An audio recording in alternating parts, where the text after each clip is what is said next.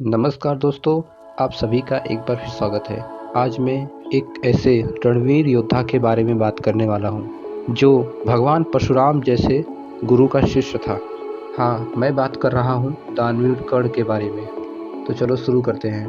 धृतराष्ट्र, पांडु और विदुर के लालन पालन का भार भीष्म के ऊपर था। तीनों पुत्र बड़े होने पर विद्या अध्ययन के लिए भेजे गए। धृतराष्ट्र बल विद्या में, पांडु धनुर्विद्या में तथा विदुर धर्म और नीति में निपुण हुए। युवा होने पर धृतराष्ट्र अंधे होने के कारण उत्तराधिकारी न बन सके। विदुर दासी पुत्र थे, इसीलिए पांडु को ही हस्तिनापुर का राजा घोषित किया गया। भीष्म ने धृतराष्ट्र का विवाह गांधार की राजकुमारी गांधारी से कर दिया। गांधारी को जब ज्ञात हुआ कि उसका पति अंधा है, तो उसने स्वयं अपनी आंखों पर पट्टी बांध ली। उन्हीं दिनों यदुवंशी राजा सूरसेन की पोषित कन्या कुंती जब सयानी हुई, तो पिता ने उसे घर आए हुए महात्माओं के सेवा में लगा दिया। पिता के अतिथि गृह में जितने भी साधु महात्मा, ऋषि मुनि आदि आते, कुंती उनकी सेवा मन लगाकर किया करती थी। एक बार दुर्वासा ऋषि आ पहुँचे। कुंती ने उनकी भी मन लगाकर सेवा की।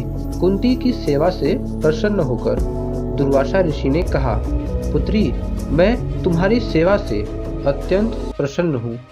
अतः तुझे एक ऐसा मंत्र देता हूँ, जिसके प्रयोग से तू जिस देवता का स्मरण करेगी, वो तत्काल तेरे समक्ष प्रकट होकर तेरी मनोकामना पूर्ण करेगा।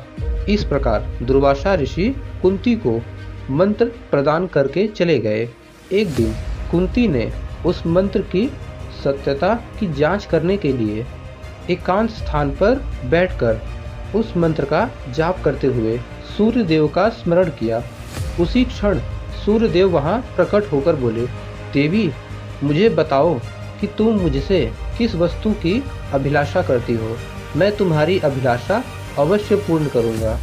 इस पर कुंती ने कहा, हे देव, मुझे आपसे किसी प्रकार की अभिलाषा नहीं है। मैंने तो केवल मंत्र की सत्यता परखने के लिए ही उसका जाप किया है। कुंती के इन वचनों को सुनकर सूर्यदेव बोले, हे कुंती, मेरा आना व्यर्थ नहीं जा सकता। मैं तुझे एक अत्यंत पराक्रमी तथा दानशील पुत्र प्रदान करता हूँ। इतना कहकर सूर्यदेव अंतर्ध्यान हो गए। कुंती ने लज्जावश यह बात किसी से नहीं कही। समय आने पर उसके गर्भ में कवच कुंडल धारण किए हुए एक पुत्र उत्पन्न हुआ। कुंती ने उसे एक मंजूषा में रखकर राशि बेला में गंगा में बहा दिया। एक बालक गंगा जी में बहता हुआ जा रहा था कि महाराज धृतराष्ट्र के सारथी अधिरथ और उनकी पत्नी राधा ने उसे देखा और उसे गोद में ले लिया और उसका लालन पालन करने लगे। उस बालक के कान अति सुंदर थे, इसीलिए उसका नाम कर्ण रखा गया। कुंवार अवस्था में ही कर्ण की रुचि अपने पिता अधिरथ के समान रथ चलाने की बजाय युद्ध कला में अधिक थी।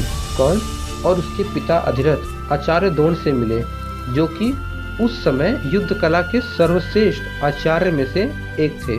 द्रोणाचार्य कुरु राजकुमारों को शिक्षा दिया करते थे। उन्होंने कर्ण को शिक्षा देने से मना कर दिया, क्योंकि कर्ण एक सारथी पुत्र था और द्रोण केवल क्षत्रिय को ही शिक्षा दिया करते थे। द्रोणाचार्य के असम्मति के उपरांत कर्ण ने परशुराम से संपर्क किया, जो कि केवल ब्राह्मणों को ही शिक्षा दिया करते थे। कर्ण ने स्वयं को ब्राह्मण बताकर परशुराम से शिक्षा ग्रहण किया। परशुराम ने कर्ण का आग्रह स्वीकार किया और कर्ण को अपने समान ही युद्ध कला और धनुर्विद्या में निशास किया। कर्ण को उसके गुरु परशुराम और पृथ्वी माता से श्राप मिला था। कर्ण की शिक्षा अपने अंतिम चरण पर थी। एक दोपहर की बात है, गुरु परशुराम कर्ण की जांघ पर सिर रखकर विश्राम कर रहे थे। कुछ देर बाद कहीं से एक भिक्षुक आया और उसकी दूसरी जांघ पर काटकर घाव बनाने लगा। गुरु का विश्राम भंग न हो, इसीलिए कर्ण भिक्षुक को दूर न हटाकर उसके डंक को सहता रहा। कुछ देर में उसके गुरु की निद्रा टूटी और उन्होंने देखा कि कर्ण की जांघ से बहुत रक्त बह रहा है। उन्होंने कहा, कि केवल एक क्षत्रिय में ही इतना सहनशीलता हो सकती है कि एक भिक्षु का डंक को सह ले, ना कि किसी ब्राह्मण में। और परशुराम ने उसे मिथ्या भाषण के कारण श्राप दिया कि जब भी कर्ण को उनकी दी हुई शिक्षा की सर्वाधिक आवश्यकता होगी, उस दिन वह उसके काम नहीं आएगी। कर्ण, जो कि स्वयं ये नहीं जानता था कि वह किस वंश से है, कर्ण ने अपने गुरु से क्षमा मांगी और कहा कि उसके स्थान पर यदि कोई शिक्षक भी होता तो वह भी यही करता। कर्ण को क्रोधवश श्राप देने पर उन्हें ग्लानि हुई, पर वे अपना श्राप वापस नहीं ले सकते थे। तब उन्होंने कर्ण को अपना विजय नामक धनुष प्रदान किया और उसे यह आशीर्वाद दिया कि उसे वह वस्तु मिलेगी जिसे वह सर्वाधिक चाहता है।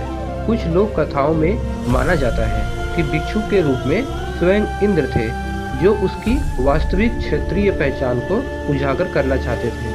अभी के लिए बस इतना ही। अगर आपको इसका अगला भाग देखना है तो प्लीज़ वीडियो को लाइक करें एंड कमेंट करें। हम जल्द ही मिलेंगे फिर अगले पार्ट में। वीडियो देखने के लिए धन्यवाद।